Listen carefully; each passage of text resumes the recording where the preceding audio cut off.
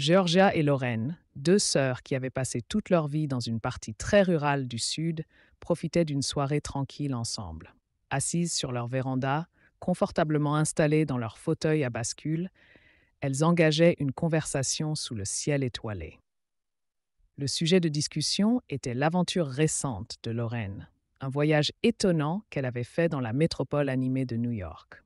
Lorraine, encore sous le choc, raconte à sa sœur: tu ne le croirais pas, mais à New York, il y a des femmes qui choisissent de s'embrasser sur les lèvres. Georgia, abasourdie par une telle révélation, répondit avec un souffle coupé.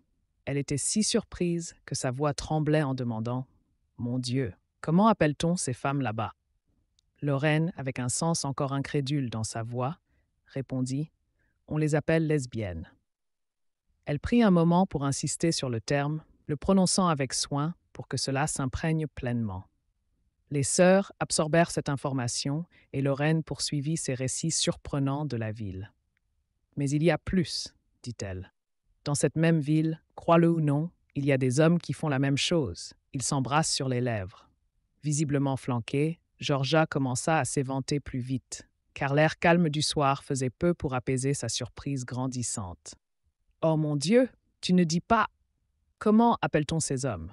demanda-t-elle, la curiosité piquée malgré son choc. « Ils sont connus sous le nom de gays », déclara Lorraine, transmettant ce nouveau terme à sa sœur tout aussi naïve. Mais Lorraine avait encore une dernière révélation à partager, quelque chose qu'elle avait gardé pour la fin, sachant que ce serait le plus choquant. Se penchant plus près, comme si la nuit elle-même pouvait entendre, elle chuchota: « Mais tu n'as pas encore entendu la partie la plus surprenante. À New York, il y a des hommes qui vont jusqu'à embrasser les femmes sur leurs parties intimes. » Cette révélation fut trop pour Georgia, dont les joues devinrent rouges. Elle serra les bras de son fauteuil à bascule, comme si elle allait basculer sous le choc de cette information. Reprenant un peu de son calme, elle réussit à balbutier: « Oh ciel, comment appelle-t-on ces hommes ?» Lorraine, un sourire rusé se répandant sur son visage, répondit: « Eh bien, je ne peux pas dire avec certitude comment tout le monde les appelle, mais quand il a levé les yeux, je l'ai appelé précieux. »